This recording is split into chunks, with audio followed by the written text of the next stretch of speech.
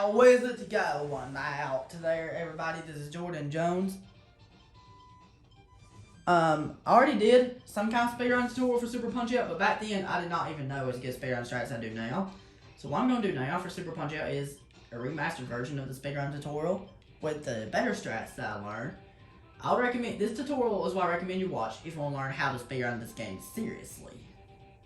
I'll be teaching beginner. I'll be teaching the strats I usually use. I'll be teaching the other alternate strats you can do to see what best works for you. We'll be doing all the way from Gabby J through Nick Bruiser, every single opponent, minors or special circuits. So I recommend you learn the Gabby J speedrun strat first. Even if you never played the game before, I recommend how to learn how to buffer punches. To buffer a punch, you have to hold down the input for that punch before it can actually go off. After you do that, then I recommend you play the game and it can be everybody. I also made a tutorial for Super Punchout about how to beat the game regularly, just in case you want to check that out. I would recommend you just play the game until it can be everybody. The reason why I recommend you play the game first, because it's hard to learn speedrun strats for any game without first kind of knowing the game. That means I recommend you play the game until you can beat Nick Bruiser, until you can beat everybody in the special circuit, until you can beat everybody in the whole game until you can get the credits.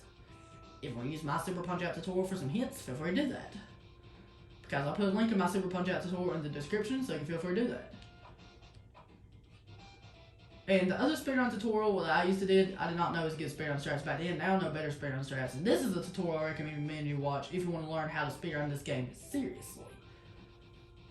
So, I'll be teaching strats for each boxer. I'll be teaching each strats for each boxer, strats I usually use, and some other alternate strats, see what best works for you.